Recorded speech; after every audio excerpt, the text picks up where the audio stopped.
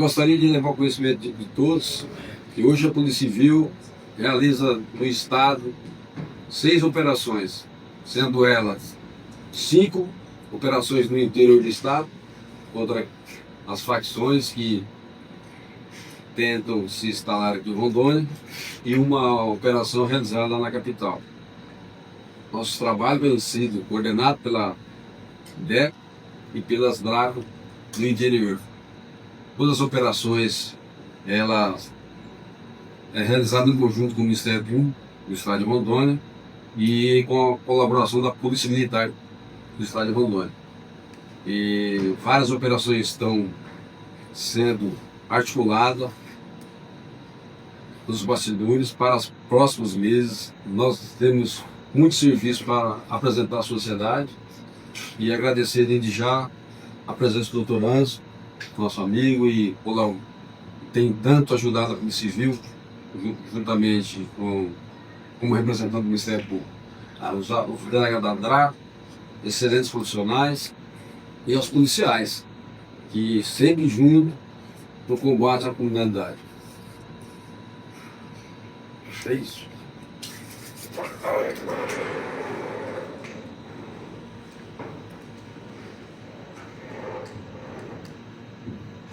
Bom dia. Como dito pelo Dr. Jeremias, essas ações em todo o estado de Rondônia são fruto de atuação coordenada das forças de segurança, voltados para o enfrentamento à criminalidade organizada e à macrocriminalidade, especialmente naqueles casos mais impactantes para a sociedade. Estamos vendo diariamente notícias sobre ações das mais variadas espécies, mais ações criminosas promovidas pelas facções.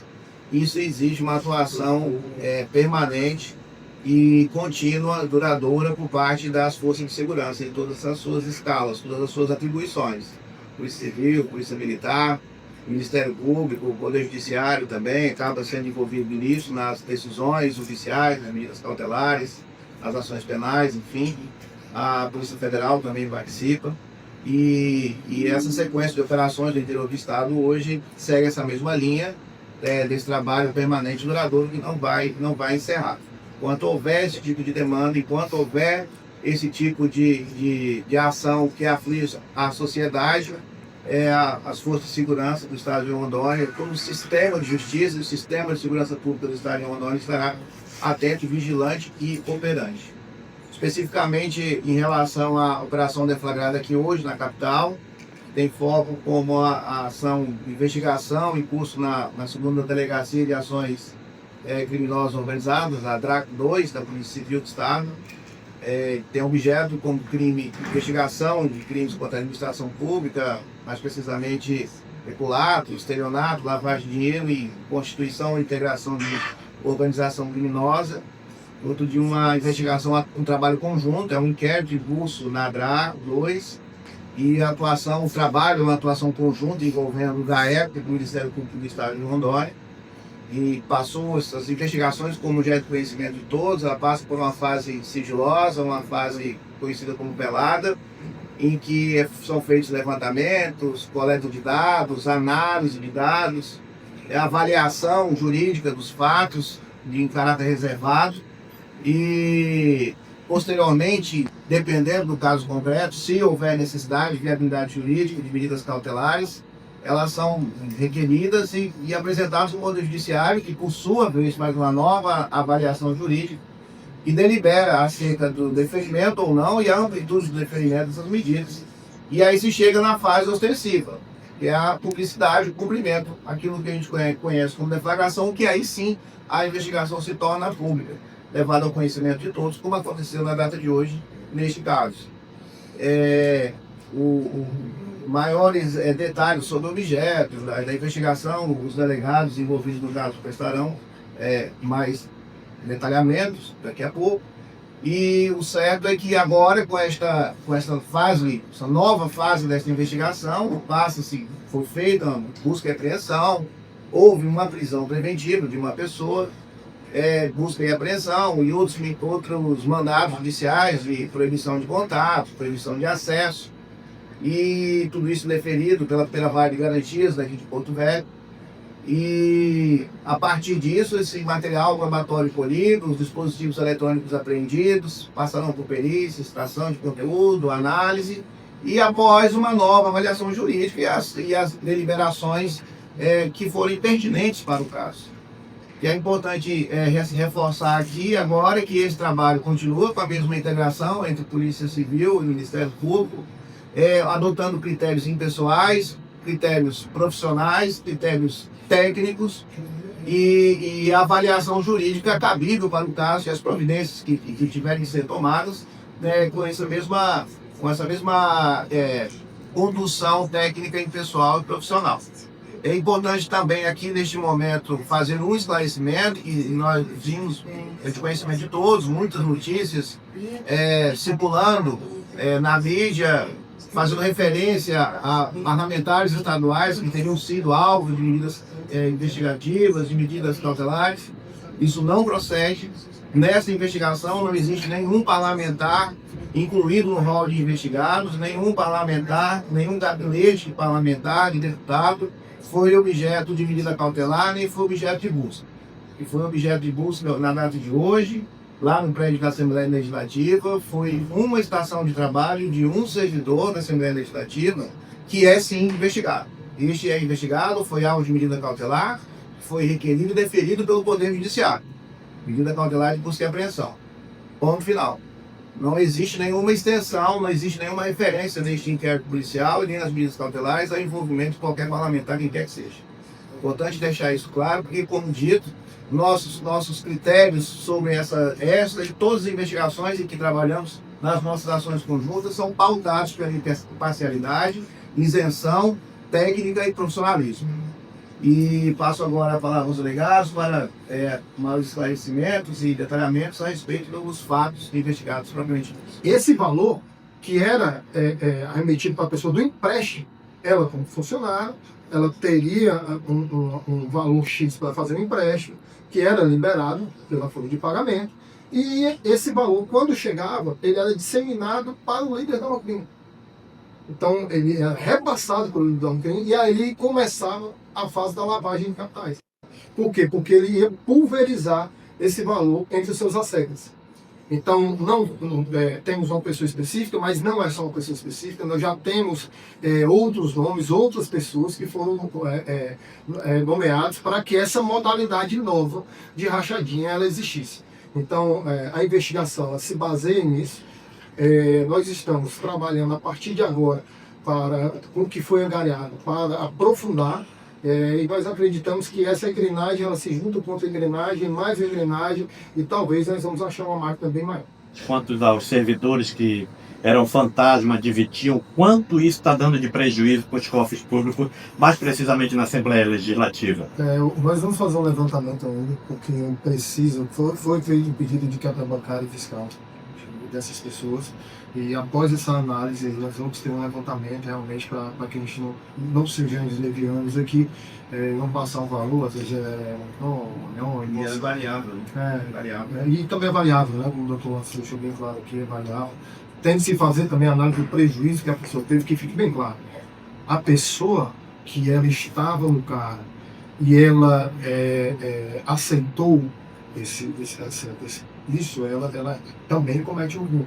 Só que ela sai da Assembleia, deixa seu cargo comissionado e, na maioria das vezes, leva aquela dívida do empréstimo, que todos bem sabem aqui como funciona a dívida no banco.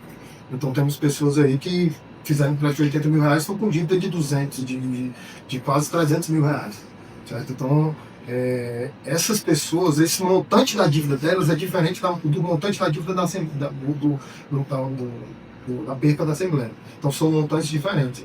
E fica bem claro isso. Então a pessoa ela tem um prejuízo enorme e a Assembleia também teve um prejuízo que nós vamos apurar e calcular posteriormente.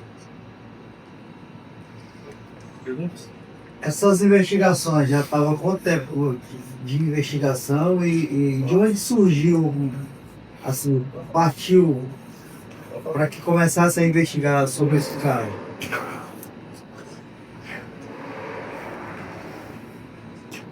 Essas investigações elas dão início após uma dessas vítimas nos procurar.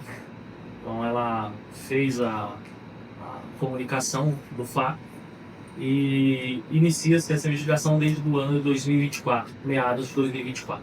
A partir de então nós passamos a fazer o rastreamento das informações do que ela nos passou, tanto dos investigados como das situações que aqui deflagraram essa respectiva operação. Bom dia a todos. Agradecer a presença de todos vocês. Nós passamos também por de grande importância que a gente ressaltar pelo Roberto. Falar um pouco sobre o cumprimento das medidas cautelares na data de hoje, certo? Nós tivemos cumprimento de um mandado de prisão preventiva que foi realizada durante a madrugada da data de hoje, certo? É bom ressaltar isso. Além disso, a gente cumpriu 12 medidas cautelares de véspera da prisão, certo? Em que consiste essa medida? Essas 12 pessoas que são investigadas, elas não podem acessar a Casa Legislativa, a Assembleia Legislativa. Além disso, foram cumpridos 9 mandatos de busca e apreensão e mais 3 medidas cautelares de afastamento do cargo, certo? Dos servidores que estavam sendo investigados, que são lotados na Assembleia Legislativa. Como bem ressaltado pelo Dr. Anso, do Ministério Público, a busca realizada na Assembleia Legislativa foi um setor específico, certo? Na área de trabalho desse servidor, certo? Na divisão de recursos humanos. Então, foi uma busca bem pontual. Não houve nenhum tipo de busca ou medida cautelar na data de hoje contra qualquer um dos 24 parlamentares que ali trabalham, exercem suas funções. Então, a gente verificou que houve diversas notícias na mídia nesse sentido, mas ressaltar mais uma vez, de todas essas medidas que eu ressaltei anteriormente, nenhuma foi contra qualquer um dos 24 deputados estaduais do estado de Uno, certo? Foram apreendidos diversos aparelhos eletrônicos, documentos, buscas, além das Assembleias Legislativas, foram cumpridas em todas as residências dos investigados, com exceção da prisão que foi cumprida, né, como ressaltou para vocês, durante a madrugada fora da residência do investigado, certo?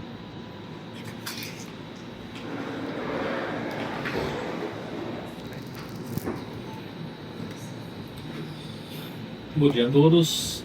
Referente às investigações, como já afirmaram, nós vamos dar continuidade nas diligências com as análises dos objetos apreendidos, das documentações apreendidas e sim, havendo indício de outros autores ou outros crimes, vão ser analisado uma possível nova fase ou outras fases dessa investigação. Aproveitando o ensejo, quero deixar aqui aberto à população que a GRAP 2 está disponível para denúncias, inclusive anônimas, referente a esses casos ou qualquer outro que queiram nos informar. Muito obrigado. Antes de iniciar aqui, eu queria deixar um agradecimento aqui à parceria de sempre do GAECO, do Ministério Público, que está sempre conosco aqui, batalhando essas trincheiras aí. E hoje vamos falar aqui da fase ostensiva da Operação Ouro de Aranha, certo? Essa fase ostensiva, ela, como bem frisado pelo Dr. Anderson, ela visava o cumprimento de algumas medidas cautelares que o Dr. Rodinelli vai frisar melhor para os senhores, vai detalhá-las para o senhor. Eu vou dar um pequeno resumo, um apanhado geral, um breve bosquejo aqui do que realmente foi a operação. A operação ela visava uma engrenagem de servidores públicos vinculados à Assembleia Legislativa. Esses servidores, como bem frisado, nenhum conforme com prerrogativa de função, são servidores que também não tem como se vincular porque busca-se também, né? Vimos lá o servidor tal ao deputado X, ao deputado Y. A grande maioria desses servidores já estão lá há um tempo. Então, há um bom tempo. Então, eles já passaram por diversos parlamentares. Então não tem como fazer o vínculo direto, porque sempre se busca, né? Vou fazer vínculo direto desse servidor com o deputado X ou Y. Então não existe isso. Como funcionava e qual era a estrutura que foi criada? Basicamente, como até apelidado aí, o nome Uris aí, do colega Anderson, nós colocamos aí conversando como rachadinha 2.0. Por que rachadinha 2.0? A rachadinha que vocês conhecem, que é o peculato e desvio.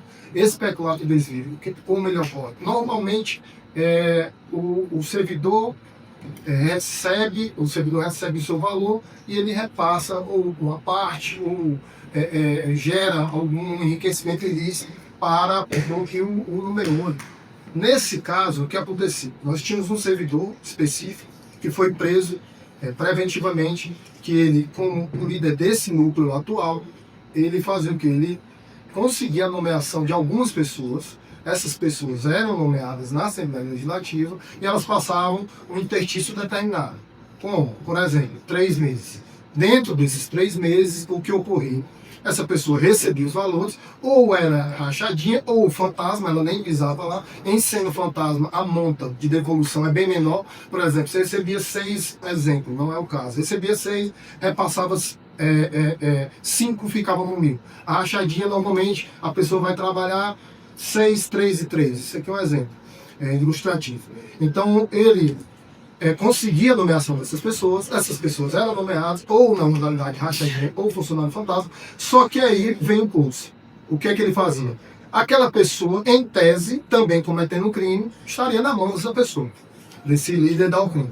E ele, com uma estrutura lá dentro da Assembleia Legislativa, ele conseguiu o quê? Conseguiu liberação de valores para empréstimos consignados nessas pessoas.